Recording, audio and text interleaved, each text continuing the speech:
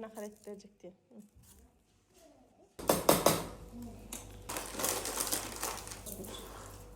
Oldu, çok da çıktı. Dur. O konuda. Nereden öldü? Bundan zaten çıkardım böyle.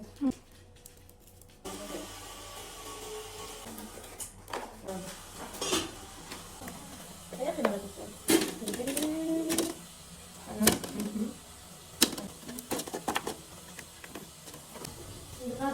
Sonra koyduk.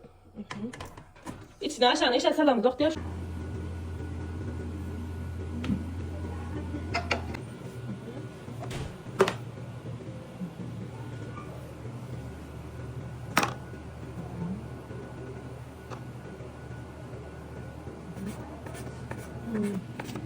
Sen ilgin de kovrak iyiye de. Hem kelten hem...